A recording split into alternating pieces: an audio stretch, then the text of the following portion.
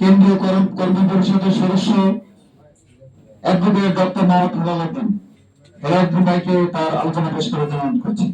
বিসমিল্লাহির রহমানির রহিম। Bangladesh secretariat journalist association উদ্যোগে আজকের এই গোলটেবিল বৈঠকের সম্মানিত সভাপতি, উপস্থিত সম্মানিত প্রধান অতিথি, অন্যান্য অতিথিবৃন্দ, জাতীয় নেতৃবৃন্দ, সাংবাদিক বন্ধুগণ, শহীদ পরিবারের সদস্যবৃন্দ, আসসালামু আলাইকুম ওয়া রাহমাতুল্লাহি ওয়া বারাকাতুহু। প্রধান অতিথি সহ আরো অনেক অতিথি আছেন, সবাই গুরুত্বপূর্ণ কথা বলবেন। আমি সংক্ষেপে যে বলতে চাই, 24 জুলাই আমাদের একটা ঐতিহাসিক ঘটনা। এই সময়ে যে নৃশংস ঘটনাগুলি সংঘটিত হয়েছে সেইগুলো এখানে সাংবাদিক ভাইয়েরা উপস্থাপন করেছেন। আমরা এবং এখানে অতিথিবৃন্দ যারা আছেন তারা এই ঢাকা মহানগরীর বাসিন্দা এবং আমরা রাজপথে থেকেই এই আন্দোলন সংগ্রামে আমরা জনগণের সাথে ছিলাম। এই জন্য আমাদের সবার পরিষ্কার আছে। আসলে জুলাইয়ের যে চেতনা, এটা ঐক্যমত কমিশনে দীর্ঘ সময় আলোচনা হয়েছে। প্রথম দফায় 44 দিন, পরের দফায় 23 দিন আমাদের জাতীয় নেতৃবৃন্দ কথা বলেছেন, বলে একটা ঐক্যমতে এসেছেন। কিছু কিছু জায়গায় নোট অফ ডিসেন্ট দিয়েছেন।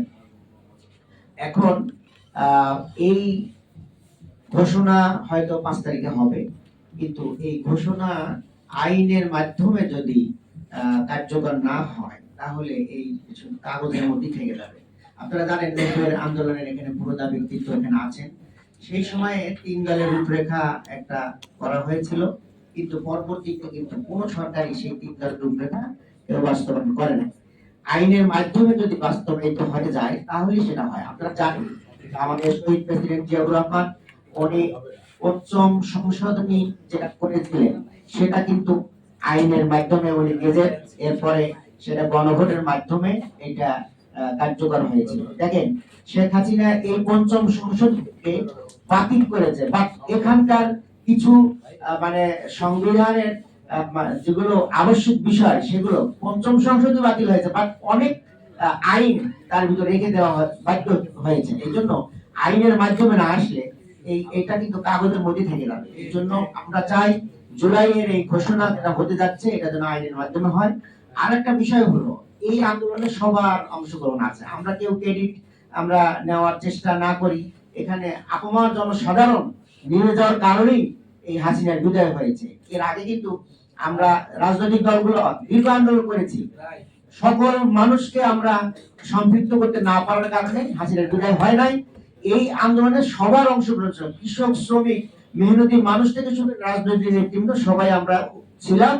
তো এখন আমরা যেন নিজেদের মধ্যে বিভাজন সৃষ্টি না করি, কেমন আমরা ঐক্যবদ্ধ ছিলাম দেখে হাসিনার বিদায় হয়েছে। আগামীতে এই গণতন্ত্রকে পারিশ্রমিক রূপ দিতে হলে আমাদের ঐক্যবদ্ধ থাকতে হবে এবং এই দেশের উন্নয়ন এবং এই দেশের অগ্রগতি সাধন করতে হলে আমাদের সবাইকে ঐক্যবদ্ধ থাকতে হবে।